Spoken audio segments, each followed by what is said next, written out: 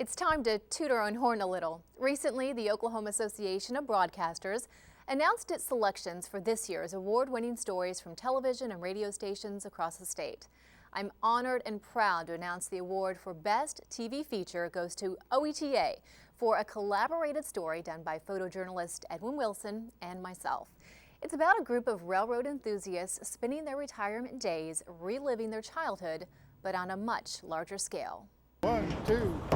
I've been working on the railroad all the livelong day.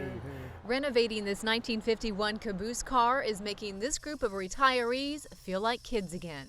Well, I've always been accused of being kind of a big kid anyway, from word go. I've been interested in trains ever since I was a youngster, and never had the time to devote to model railroading, so I just skipped that and got right into the big stuff. I've been working on the railroad just to pass the time away.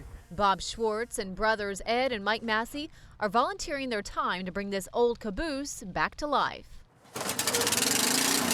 As Mike Massey fires up the generator, the crew gets to work on sanding down layers of rust. Massey says he grew up in a railroad family, and for him, this project is a labor of love. I've always loved railroading, always loved to be around them, and they've always kind of had a mystique to me about it.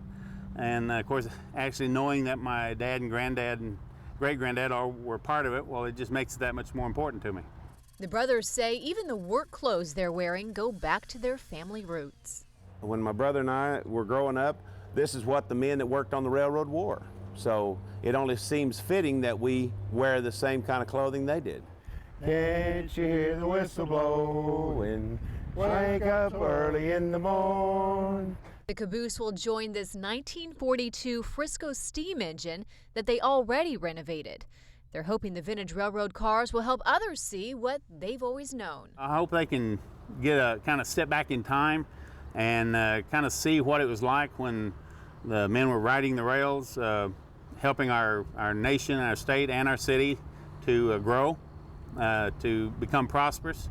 Massey says that big part of American history has never been the same since we lost the Caboose. It never has been complete since the Caboose disappeared, but and it's a shame because that was just as much an American icon as the old steam engines were. Can't you hear the captain shouting, Dinah, blow your horn? Toot, toot.